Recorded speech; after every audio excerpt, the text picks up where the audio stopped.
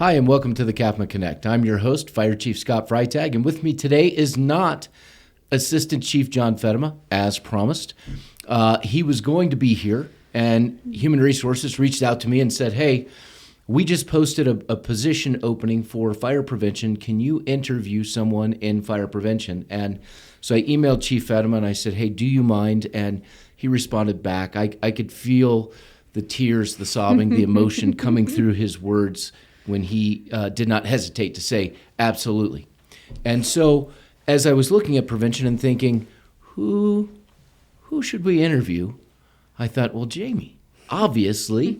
And we have Chuck and Brett, and Rick's on vacation, but Jaime's been with us now for a total of 3 months. And I know this type of thing makes her nervous, so we decided that this would be a great idea. So welcome. Thank you.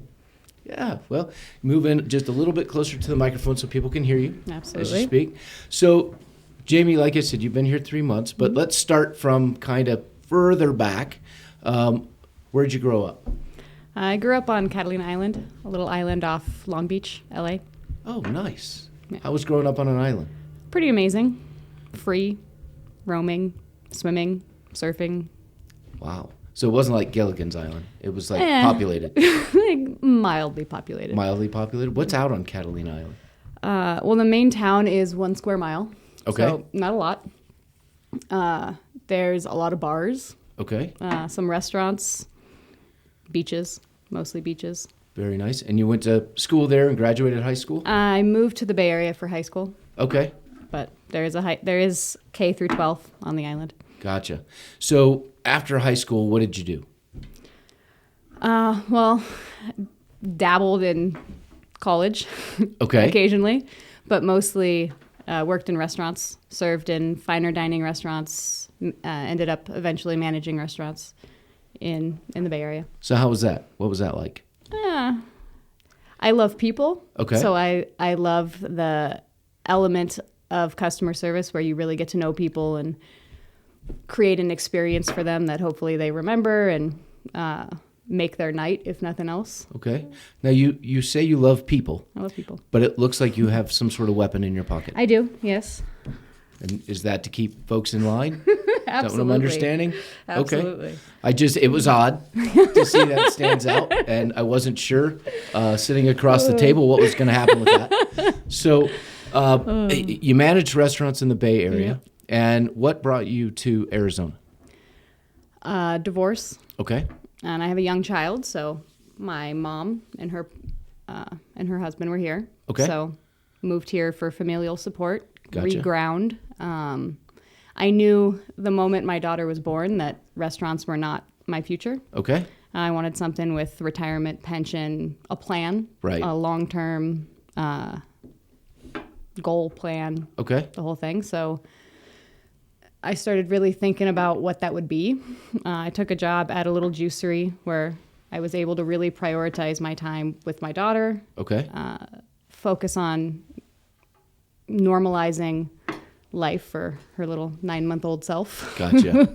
Okay. And started thinking about what path to go back to school for. And So what got you interested in fire prevention? Because for the people out here who might stumble across this podcast and actually listen to it, fire prevention is an underserved profession within a profession, another discipline in the fire service that a lot of people don't think about. If they do think about it, they don't think about it with all the technical background you have to actually be successful in this job. So what prompted you to say, you know what, I'm going to start going to school for some fire prevention classes?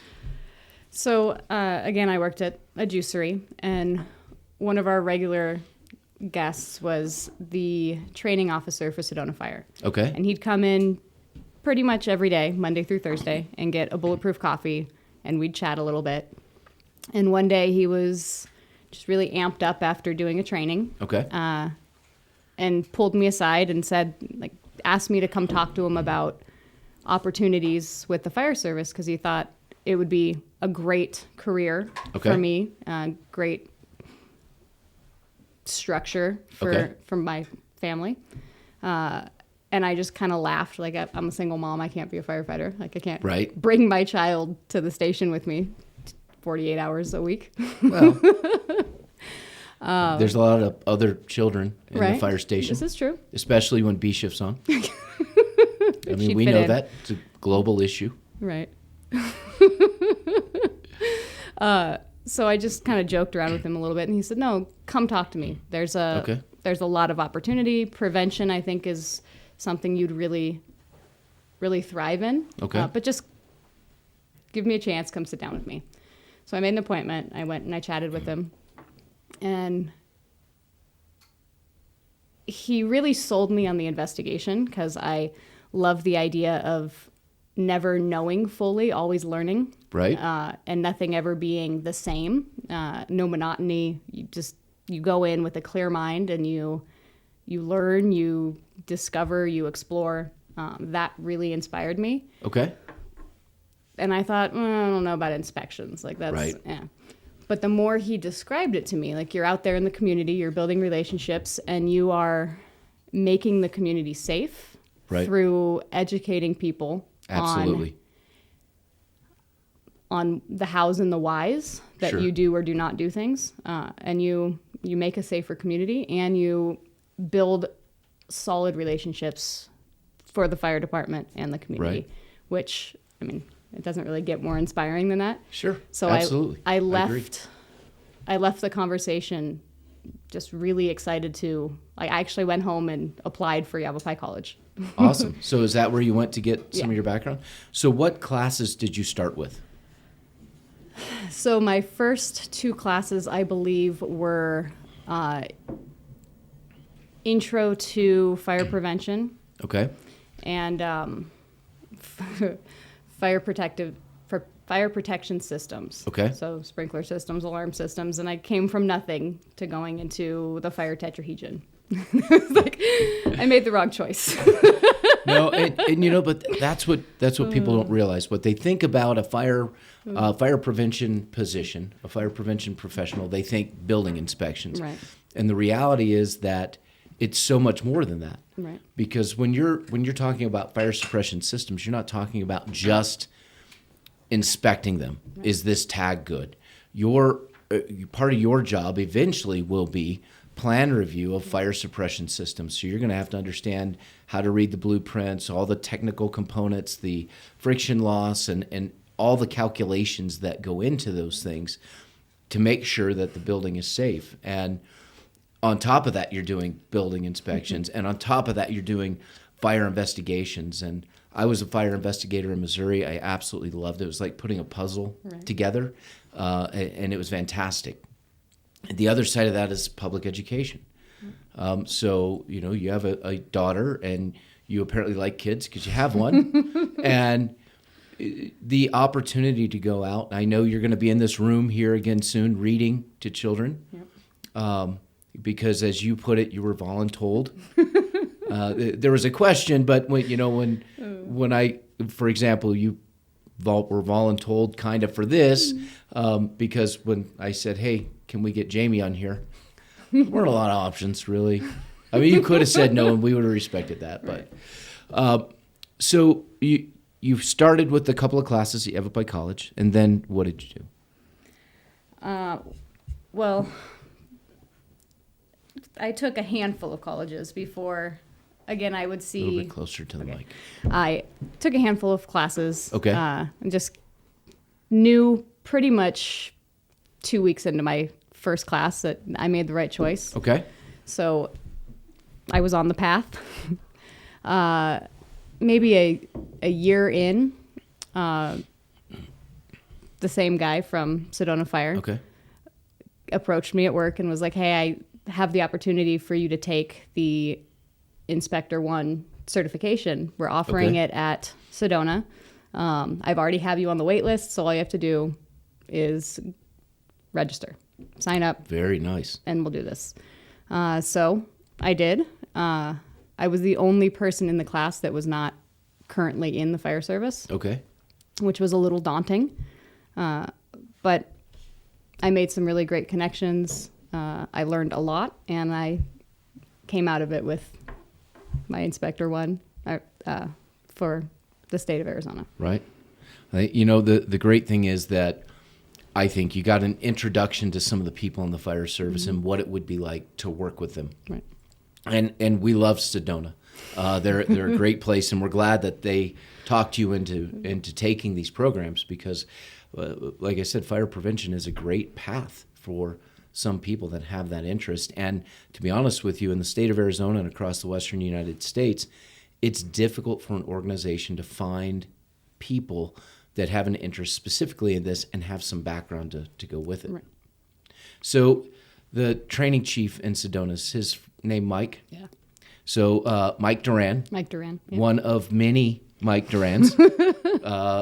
A couple of them at Phoenix Fire, one at Sedona Fire. Great family, great people. And I'm really glad that Mike inspired you to take these programs. So Fire Inspector 1, you took some of the college classes, then you did what? Well, I saw one of my instructors called me to let me know that you guys were posting the job. I had already, I checked your website weekly because I knew this was where I wanted to be. So I had already applied. Okay. I had already sent Great. it out. But waited for Patty to send me an email inviting me for the testing. Okay. I came, I tested, I interviewed, I made it. Well, yeah, you actually did very well in the interview because the panel in the first process really came out and said, you're going to want to hire Jaime. This is the person we can tell you that we need in this organization. And that came through in your chief's interview, I thought. It was pretty clear to me that we needed to have you because when we look at people, so we were looking at qualifications, but for me, and I think for most people in CAFMA, we look for character and the people that we hire. So had you come to us and you didn't have a background and you didn't have the training, but you had the right character, then we would have hired you in at an apprentice position as opposed to Fire Inspector 1, and we'd help you get those credentials. So I hope you understand what I'm saying there, in that you were just the right person and right fit for us. And I hope now that you've been here 3 months that you feel like there's potential here for me. Oh, absolutely. So how's it been? It's been awesome. Is Chuck really that big a pain to work sometimes. for? No, he's great.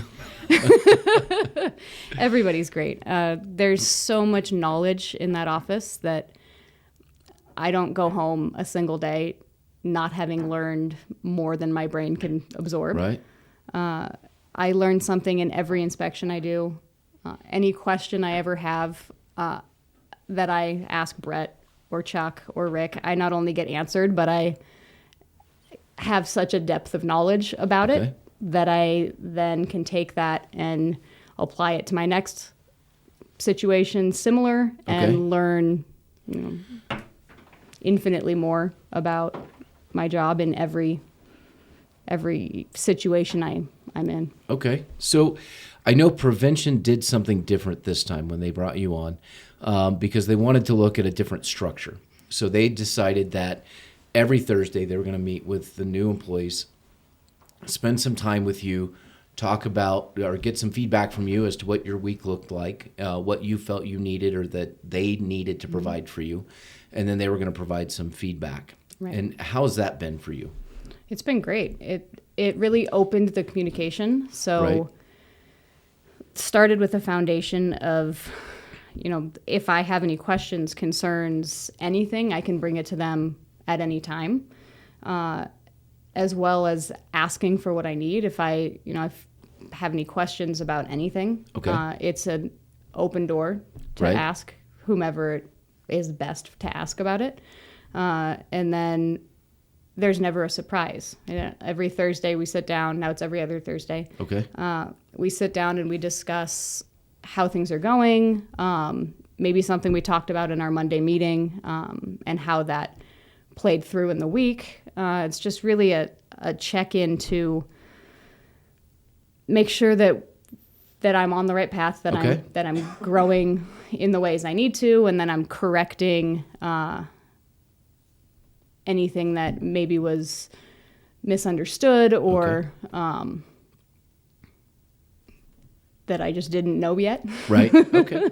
So do you feel like that is helping you as you develop and learn more in this profession? Absolutely. So would you recommend this path for someone else who, maybe can't be a firefighter for family dynamics, or it's just not your thing, but you still want to serve your community in some way, and be part of the fire service? Is this a path? Absolutely. I think it's a great path, especially for somebody who really cares about the community, the development of the community, the safety of the community, as well as a people person. Right. Like, you want to be out there making a difference, but also really connecting with your community and establishing roots.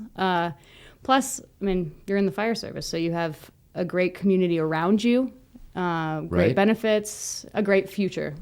Well, one of the other nice things about working here in a position like what you're in or what I'm in, when you get up in the morning, you go to the closet and you say, do I want to wear the blue polo with the logo and my name on it, or do I want to wear the blue polo with the logo? There's not a lot of options, so it makes it really easy every day when you go to work. You're just like, yeah, here's my uniform. I'm ready to go.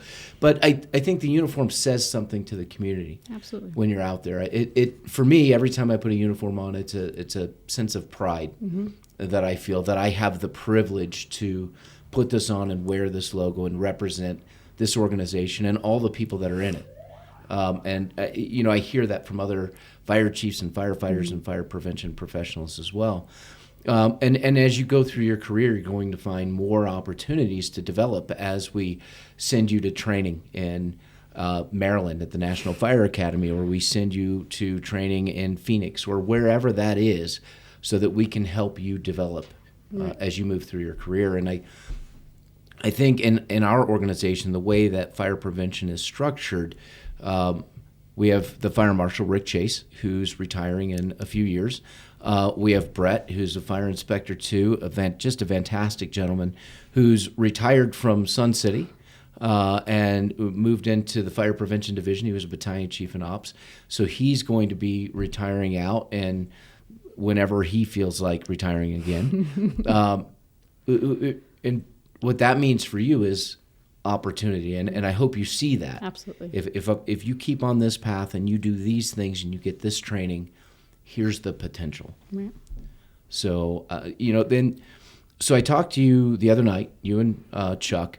There was an article recently in the Daily Courier. It was several weeks back, and it was about female DOC crews and DOC, Department of Corrections, and their wildland firefighter crews.